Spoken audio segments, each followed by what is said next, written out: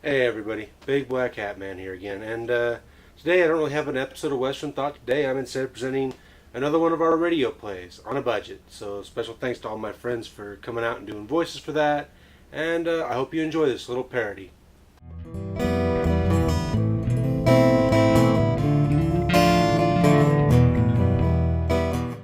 Welcome, boys and girls, to this week's installment of the Dashing Dandy Dapper Dan Daring Show, starring Dashing Dandy Dapper Dan Daring with his reliable steed, Dodger the Dependable.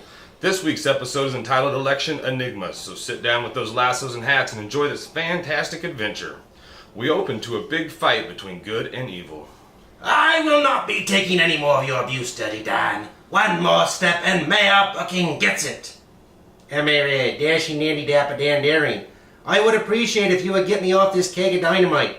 It seems like it may be bad for the old poll numbers. Don't worry, Mayor Bookings. I've made arrangements. And so have I. I have accounted for Tim, Chester, Old-Timer Frank, Dolly, and Dodger with various traps leading up to this place. All of them were manned by my reliable henchman, Harold. Not so fast, bottom feeder. We have the drop on you. What about the traps? Blah, blah, blah, blah. That's right. Geez, Father, we know Harold is too dumb to stop us, but did you have to call him such awful things? Very well, I surrender. Another genius plan down the drain. Well, this is wonderful. Could someone please untie me? Wait, don't light that victory cigar, Frank. Wow, smoking does kill. I think we're gonna have to have a special election. After what was ruled as an incidental death by several well-paid jurors, the town needs a new mayor. A special election will be held shortly. The only thing the town needs are candidates. Huh? No one has put their name in for mayor yet? I cannot run. I just don't have time with 11 kids. I thought you only had 10 kids. The last one turned out to be twins. My home life's gotten better though, since the wife stopped smoking opium. Well, I would run, but my job prevents that due to my previous commitments to the town, and besides, I run by myself would just be unfair. I know at least one person will be running for the position of mayor. Who is that? You know, Harold, between that stupid comment and your recent buffoonery in getting the mayor killed in a simple kidnapping plot, I'm going to throw you down a mine shaft. You are a corrupt figure that controls more than your fair share of the town's money. Who would ever elect someone like that? Wasn't that pretty much the old mayor in a nutshell? No, he merely exploited foreign-born labor to make his fortune. He never took advantage of the regular folks in town. What he means is... Yes, Harold, we all know what he means, but no one says it out loud. No matter. You cannot stop me and cannot find a candidate to defeat me. At the Delightful Ranch, a new candidate could be emerging. No, it's not me. I mean, I could run. Everyone loves the announcer. I have charm, class, and only a minor felony on my record. The power of public office could be mine with a wave of my hand. You're just a voice. Who would vote for that? But a particularly sexy voice.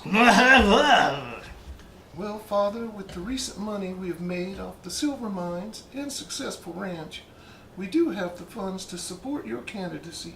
I'm not sure that a major platform would be the legalization of gambling and prostitution. In fact, some people may vote against you with ideas like that.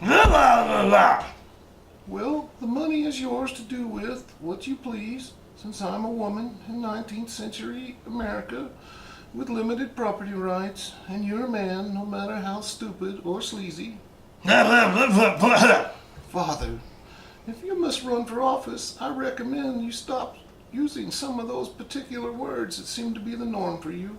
With the two candidates settled on, a debate is to be held in the town square. The best man to moderate the debate is naturally the most popular man in town, Dashing Dandy Dapper Dan Daring.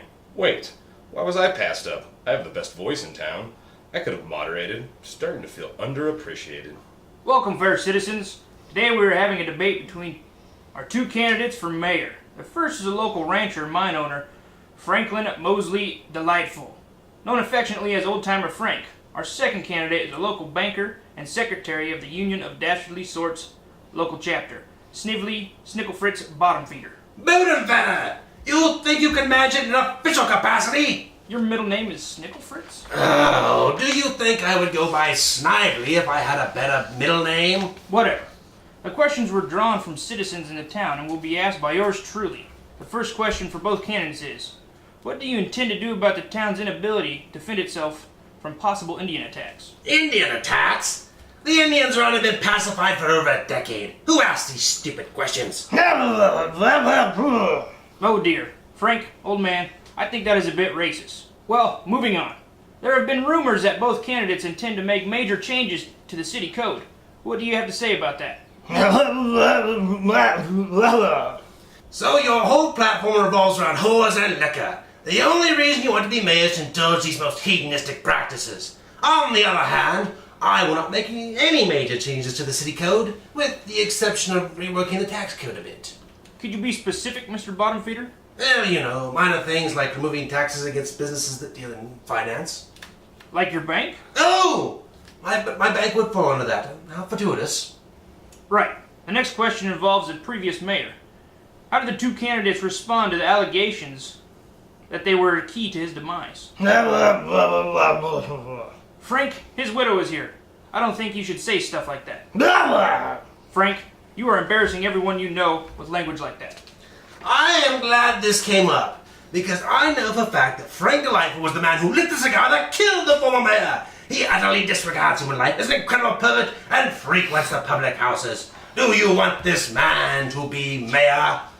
Haven't you attempted to kill several people in town, steal everything of any worth, and were, in fact, the one who tied Mayor to the keg of dynamite? Well, those things Dan mentioned may have some credibility, but I certainly did that thing Frank mentioned. Quite frankly, I don't think that's even physically possible. On that unbelievably obscene note, I think we should end this before neither person is electable in any way. You know, I don't care what happens in the rest of this story. I really don't. Everyone here is a jerk. Just because a person is not corporeal within the context of a certain universe, they are not allowed to run for public office. It just seems unfair. Hey! Don't we have rights? Don't we have a constitution? Didn't people march for their rights? In 1776, George Washington did some stuff. I really don't know what it is, but... Hey! Oh, what do you want? Are you aware that the mayor of this particular town is an unpaid position and means you constantly must deal with the insanely stupid constituency of this town? Really? No pay stinks? I really have no desire to talk with these people. It is hard enough doing intros for them. I guess it's okay. I'll go back to work. Heck, I can't find my script. Stuff's going on. The quality of these things has really gone downhill. Harold, where are you? Here I am, boss. I caught a glimpse of Dashing Dan to Dapper Dan Daring again and got distracted. Your weird love for Dan is really hurting my endeavors. I sent you out to get a feel for what voters are thinking. Did you do it? Yes, some people think you are sleazy. Some people think Frank is really stinky. No one really wants to vote for either of you, but they figure they have to vote for someone, so most are leaning towards the old stinky fella. Curse it! Who knew that a lifetime of trying to screw people over would make you so unpopular with them? Well, we have to do something. We must make old-timer Frank look bad in public. Yes, I have a plan. Boss, none of your plans ever work. I just want to make sure I will not be severely injured or be blamed for the murder of a major public figure again. Don't worry, Harold. This one is foolproof, which is ideal in your case. Just one day before the election, old-timer Frank is spending his usual afternoon at the local saloon. He is stinking drunk. What? The censors say we did not mention that here? Oh, this is stupid. Cannot run for mayor. Have to watch my language. I need to find another job. There he is, Harold. Now, place the basket of puppies right in Frank's path. Yes, I'll make sure the local ladies' club is ready. Okay, they sure are cute, and I almost hate to do it. Right this way, ladies. I've enjoyed taking you on a tour of our town and show you the many things I will improve as mayor. The saloon will be one of the first things to go. It is completely deplorable, and I'm hoping you can convince your husbands to vote for me. Oh dear, that Frank Delightful is kicking those puppies. We must tell everyone. Oh! Of course I set you up, you fool! Now those nagging old ladies will tell everyone in town about your atrocious puppy-kicking habit. Yes, I knew about your secret weakness. Dolly let it slip when I kidnapped her and tied her to the railroad tracks. People are surprisingly helpful to the wind tortured.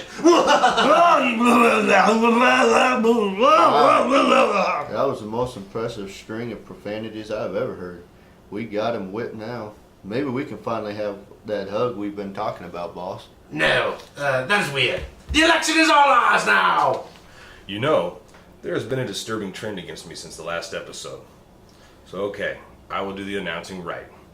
Election day has come in this fair town, which does not seem to have a name. One particular little jerk seems to be celebrating a whole lot. Whoopee! The whole town heard about Frank's wicked little act outside the saloon.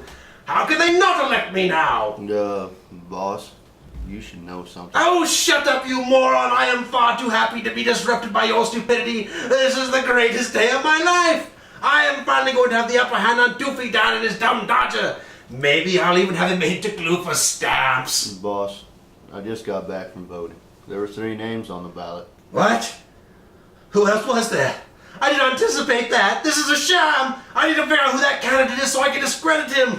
His name was Thomas Bookings. Thomas Bookings? That is the old mayor's dimwit son. He put you to shame in terms of stupidity. He lacks all of Mayor Henry Bookings' charm, good looks, and skill. Why is that moron running?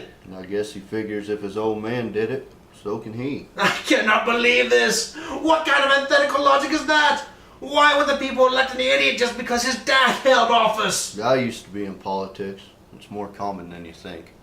After a landslide victory, the new mayor, Thomas Bookings, prepares to make his big speech. Yeah, I know it's stupid, but the writers around here are extremely unimaginative. And finally, the people of this town can expect the same kind of fine public service that my father provided. Especially down at the whorehouse. Why am I the only one laughing? No matter. I will service everyone until they are sick of me. Thank you. What an idiot. Where did he come from? Tim and I found him on the saloon floor. After you ensured Frank's defeat with the proof of his awful habit, we couldn't let you win. It was disappointing after we had spent so much time keeping Frank away from puppies in public places. I guess that is that, though. Luckily, Dashing Dandy Dapper Dan really runs the place since he controls so much of the money. So that idiot will do no harm. Oh, this is the stupidest episode yet. I did not do anything evil, unless you count rigging an election. Neither Dodger nor Chester were even in the episode, and Dolly's questionable sexuality was still not put to rest. My what? Oh dear, you are a large woman. What are you doing with that 2x4? Ow! Oh, that hurts. Stop hitting me. Go ahead and put my face again. I hate you all. Now, Dolly, just rough him up a bit. However, I need him for my future, profits. Wow, that looks painful. I'm glad I still have not committed to this woman. What did you just say? Now, Dolly, be careful with that stick. Mr. Announcer, get us out of here. That's it for this week's exciting adventures of Dashing Dandy Dapper Dan Daring, you faithful buckaroos. Tune in next time for more excitement, thrills, and Dodger the Dependable. Happy trails and watch out for those rough patches.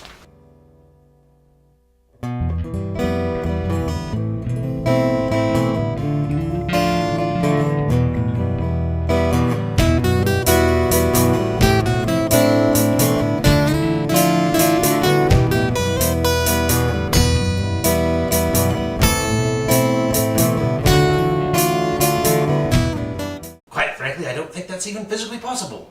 On that unbelievably obscene note, I think we should end this before neither person is electable. On that unbelievably obscene note, I think we should end this before neither person is... Jesus Christ. Nope, just the mayor. On that unbelievably obscene note, I think we should end this before neither person is elected... You almost had me. You're like right there. For some reason, I want to put a Y in there.